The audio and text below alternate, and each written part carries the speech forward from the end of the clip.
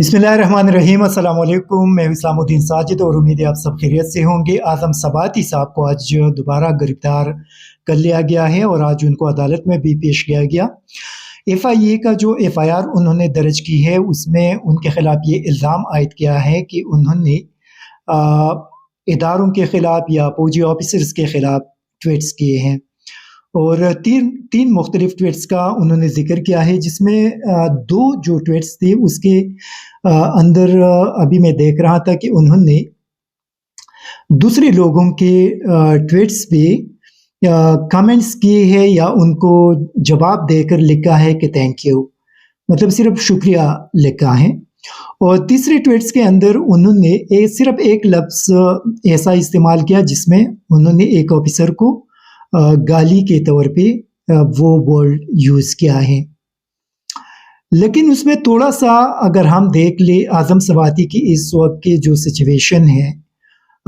उसके बैकग्राउंड में थोड़ा सा चला जाए या पिछले तकरीबन 1 महीने से ज़्यादा जो अरसा हुआ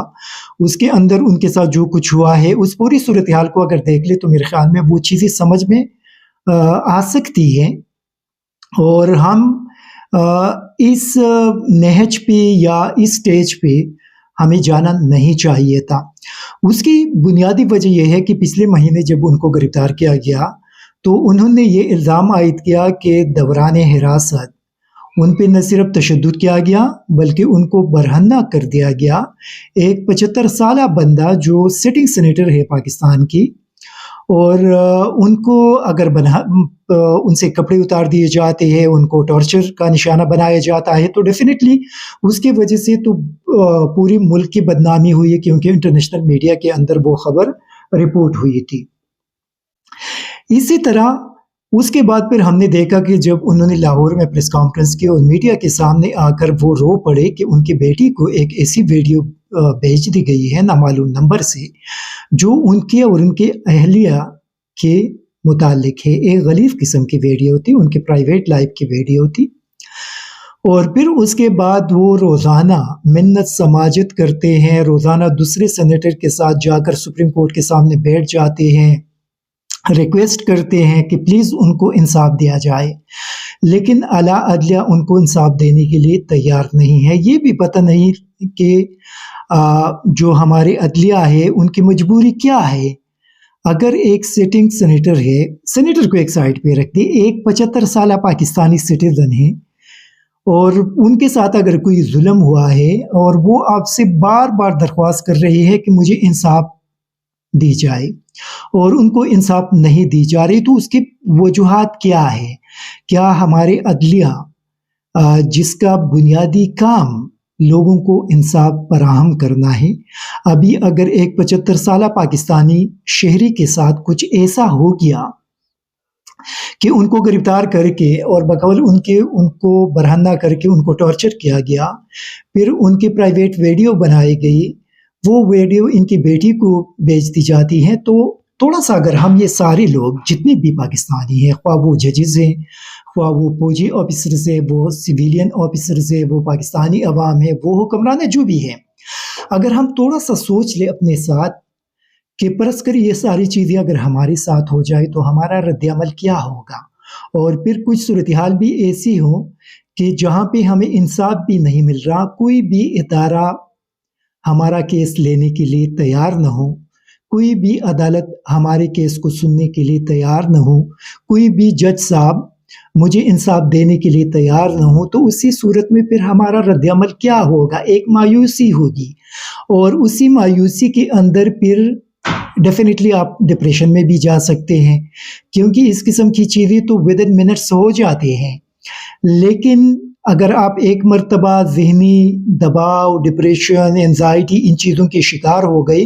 तो उसका दूर होना फिर बहुत मुश्किल काम होता है और उसमें साल तक लग जाते हैं। इसी वजह से आज़म सबाती का जो मौजूदा सूरत हाल है वो समझदार लोग समझते हैं कि इस वक्त वो एक ज़हनी अज़ियत, एक कर्ब और एक मुश्किल सूरत हाल से गुज़र रहे हैं वो। तो अगर उसने ट्विटर पे कुछ लिखा तो मेरे ख़्याल में उस पे एक्शन नहीं लेना चाहिए था, क्योंकि पहले आप उनकी सूरत हाल को देख लेती कि उसने کیوں یہ اس قسم کے سخت قسم کے الفاظ استعمال کی یا اس نے مجھے گالیاں دی، اس نے کیوں دی؟ کیونکہ جب آپ ایک ذمہ دار آفس کے اندر بیٹھ جاتے ہیں تو پھر آپ اس ذمہ داری کو پورا کرنے کے لیے آپ دل کو اوپن رکھیں گے، آپ حوصلے کو بلند رکھیں گے، آپ شارٹ ٹیمپر کو ختم کریں گے، کیونکہ اگر آپ یہ چیزیں نہیں کریں گے تو پھر آپ اپنی ذمہ داریاں منصفانہ طریقے سے پوری نہیں کر سکیں گے۔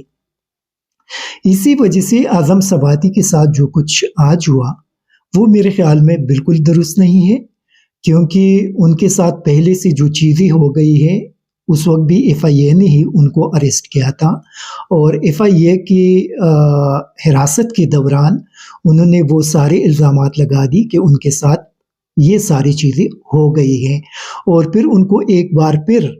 اسی ایف آئی اے کے ذریعے گرفتار کیا جاتا ہے اور ان پہ اسٹیٹ کی طرف سے مقدمہ درج کیا جاتا ہے کہ اس نے اداروں کو نقصان پہنچایا ہے اور اس نے عوام کو بھڑکانے یا ان کو ابھارنے کی کوشش کی، اس قسم کی جو چیزیں تھے۔ پاکستان آلریڈی ایک بڑے خطرناک صورتحال سے گزر رہا ہے اس وقت، اور اس وقت اداروں، حکومت اور عوام میں اسی وجہ سے کہوں گا کہ اس وقت عمران خان کے ساتھ ایک میجورٹی پاکستانیوں کے ان کے پیچھے کھڑے ہیں، تو اسی وجہ سے میں اس کے لیے عوام کا لفظ استعمال کر رہا ہوں۔ ان کے درمیان ایک خلیج پیدا ہو چکا ہے، ایک دوری پیدا ہو چکی ہے، اور اس دوری کو اگر آپ ختم کریں گے تو اس دوری کو محبت کے ذریعے اور انصاف کے ذریعے آپ ختم کریں گے۔ اس دوری کے اندر اگر آپ مزید کارروائیاں کریں گے تو اسی صورت میں یہ جو دوریاں ہے، یہ جو ڈسٹنس پیدا ہوا ہے، اس میں مزید اضافہ ہوگا۔ اس میں اگر اضافہ ہوگا تو اس کا نقصان ہمیں پہنچے گا، پوری قوم کو اور ہمارے ملک کو پہنچے گا۔ کل رات انہوں نے عمران خان کے دھرنے میں جو سپیچ کیا، اور وہاں پہ انہوں نے 3 سوالات اٹھائے، بلکہ 4 سوالات اٹھائے تھے۔ ایک اپنے حوالے سے جو ان کے ساتھ جو کچھ ہوا ان کے حوالے سے یہ سوال اٹھایا کہ یہ کس نے کیا، ارشد شریف کو کس نے قتل کیا، عمران خان پہ قاتلانہ حملہ کس نے کیا، اور جو ہمارا آؤٹ گوئنگ چیف صاحب ہیں ان کے اثاثوں کے حوالے سے بات کی۔ تو میرے خیال میں دیکھیں، ان چیزوں کو اتنا سیریس لینا اور پھر اس کو بیس بنا کر ایک سٹنگ سینیٹر کو ایک بار پھر گرفتار کرنا، اس سے آپ دنیا کے اندر پاکستان کا جو امیج ہے اس کو نقصان پہنچا رہے ہیں۔ اور میرے خیال میں اس پہ آج جو عمران خان کا، ان کی پارٹی کے دیگر رہنماؤں کا بڑا سخت رد عمل بھی سامنے آیا ہے، اور ساتھ ساتھ لاکھوں کی تعداد میں لوگوں نے اس پہ اپنا رد عمل سوشل میڈیا پہ بھی دیا۔ تو اس سے میرے خیال میں جو ایک ٹینشن کا ماحول پاکستان کے اندر بن چکا ہے وہ ماحول ختم نہیں ہوگا۔ ہمارا تو یہ خیال تھا کہ یہ چیزیں ابھی ختم ہو جائیں گی، لیکن جو کارروائیاں ابھی دوبارہ ایک بار پھر شروع ہو چکی ہیں، اس سے اندازہ لگ رہا ہے کہ یہ جو پاکستان کے اندر ٹینشن ہے یہ ختم نہیں ہو رہا۔ اور میرے خیال میں اگر اس کا مقصد یہ ہے کہ آپ لوگوں کو ڈرائیں گے، گھبرائیں گے، ان کو خوفزدہ کریں گے، تو ایک اعظم سوادی کو آپ نے گرفتار کر لیا، اور اس عمل کے نتیجے میں لاکھوں دوسرے اعظم سوادیاں پیدا کر رہے ہیں، اور ان تمام اعظم سوادی کو پھر گرفتار کرنا، ان پہ تشدد کرنا، ان کے خلاف مقدمات کرنا، یہ بہت مشکل ہو جائے گا۔ رانا ثناء اللہ نے عمران خان کے اس دھرنے کے حوالے سے بارہا بیانات دیے، آفیشیل لیٹرز جاری کیے کہ اس میں خودکش دھماکے ہوں گے، آئی ڈی دھماکہ ہو سکتا ہے، القاعدہ دہشت گردی کی کارروائی کر سکتی ہے، داعش آ سکتا ہے، T T P, T L P, پتہ نہیں کتنے نام اس نے لیے تھے۔ لیکن اس کے باوجود، ان سارے اطلاعات کے باوجود، کل آپ لوگوں نے دیکھا کہ لاکھوں کی تعداد میں راولپنڈی میں لوگ آئے، اور پاکستان کی سیاسی تاریخ کا سب سے بڑا اجتماع ہوا۔ تو آپ اس سے اندازہ لگائیں کہ لوگوں کو ابھی ڈرانا بہت مشکل ہو چکا ہے۔ اسی وجہ سے ہم اپنے اداروں سے یہ ریکویسٹ بھی کریں گے، ان کو مشورہ بھی دیں گے کہ موجودہ ٹینشن کے ماحول کو ختم کرنے کے لیے ان کو وسط قلبی کا مظاہرہ کرنا پڑے گا، اور محبت کے ذریعے لوگوں کی اس غصے کو ختم کریں گے، کیونکہ یہ غصہ آپ ज़बरदस्ती ख़त्म नहीं कर सकते, ये गुस्सा आप मोहब्बत के ज़रिए ख़त्म करेंगे। आज मैं ये भी देख रहा था कि क्वेटा के अंदर भी अज़म सवाती के खिलाफ एक मुकदमा दर्ज किया गया है कि इनके खिलाफ बगावत का मुकदमा दर्ज किया जाए। एक और किराएदार को मैं देख रहा था कि मैं ट्विटर को देख रहा था, फेसबुक को देख रहा था, आज़म सवाती तकरीर कर रहे थे, हमारे इदारों के खिलाफ बयानात दिए। ये चीज़ें अरशद शरीफ के खिलाफ भी किए थे, इमरान रियाज़ के खिलाफ भी किए थे, बाकी लोगों के खिलाफ भी किए थे। देखिए इन चीज़ों को अभी ख़त्म करना पड़ेगा और मैं तो ये मशवरा दूँगा कि इन चीज़ों को ख़त्म करके आप अपने अमल के ज़रिए एक मोहब्बत का पैगाम देंगी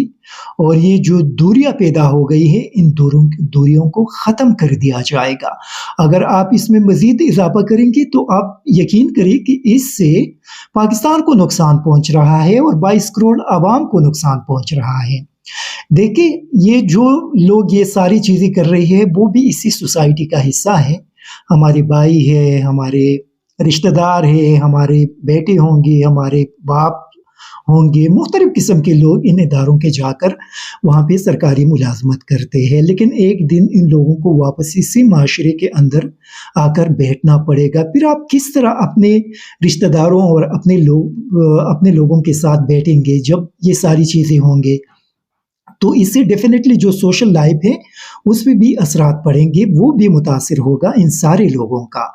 तो मेरे ख़्याल में जो कुछ हुआ है अभी उसको बोलना चाहिए और आगे बढ़ें, मोहब्बत के साथ बढ़ें,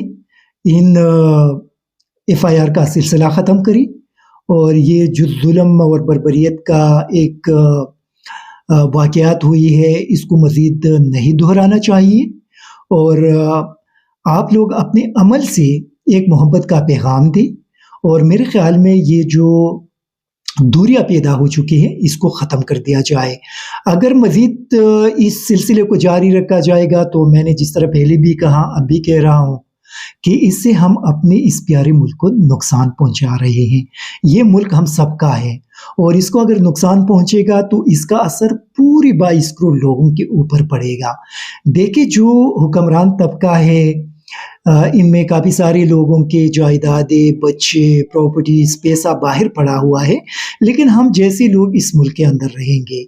और जब हम यहाँ पे रहेंगे तो फिर हम इस किस्म की चीज़ों को देखकर हमारे दिलों को दुःख पहुँचता है कि ये सारी चीज़ें क्यों हो रही हैं। इसी वजह से ये अदलिया की भी ज़िम्मेदारी है कि वो मज़ीद ख़ामोशी को तोड़ दे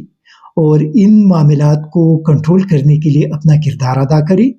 जो इन इदारों के बड़े हैं उनको भी अपना किरदार अदा करना चाहिए और मज़ीद पाकिस्तान के अंदर एक खुशहाली लाने के लिए सबको मिलकर आगे बढ़ना होगा। जो टेंशन पैदा हो चुकी है, जो इकोनॉमिक क्राइसिस पैदा हो चुकी हैं, उनको ख़त्म करने के लिए सबसे पहले जो बुनियादी चीज़ है वो पूरी तौर पे इलेक्शन है। तो इलेक्शन भी होने चाहिए और ये जो कार्रवाइयाँ है इसको भी ख़त्म करना चाहिए और पूरी तौर पे हमें अपने मुल्क को दोबारा आबाद करने के लिए एक होकर आगे बढ़ना चाहिए। Thank you very much.